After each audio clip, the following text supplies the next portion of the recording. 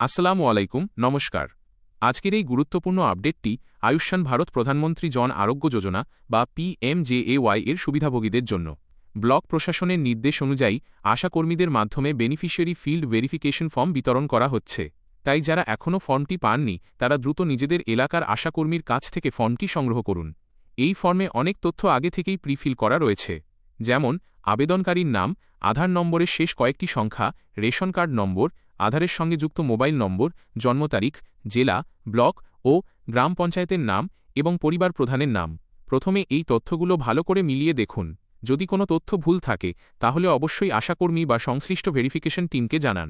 এরপর যেসব তথ্য খালি রয়েছে সেগুলো সঠিকভাবে পূরণ করুন, যেমন সম্পূর্ণ বর্তমান ঠিকানা, বাড়ি নম্বর, গ্রাম, রাস্তা বা ওয়ার্ড, পরিবারের মোট সদস্য সংখ্যা, ভোটার আইডির EPIC number, AC number, part number, serial number, PAN number থাকলে সেটি লিখুন, স্বাস্থ্যসাথী, স্বাস্থ্যসাথী, ইউআরএন নম্বর থাকলে সেটিও লিখুন।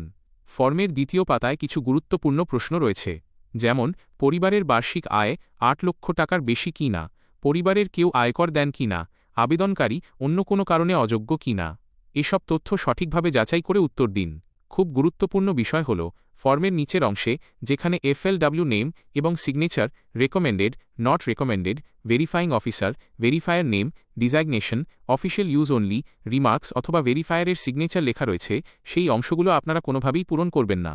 এগুলো শুধুমাত্র সরকারি কর্মকর্তা ও ভেরিফাইং অফিসারের জন্য সংরক্ষিত।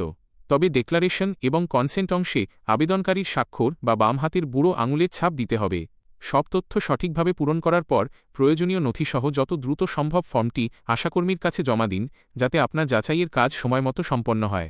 এই গুরুত্বপূর্ণ তথ্যটি আপনার পরিবার, আত্মীয় স্বজন ও প্রতিবেশীদের সঙ্গে শেয়ার করুন, যাতে কেউ এই সুযোগ থেকে বঞ্চিত না হন।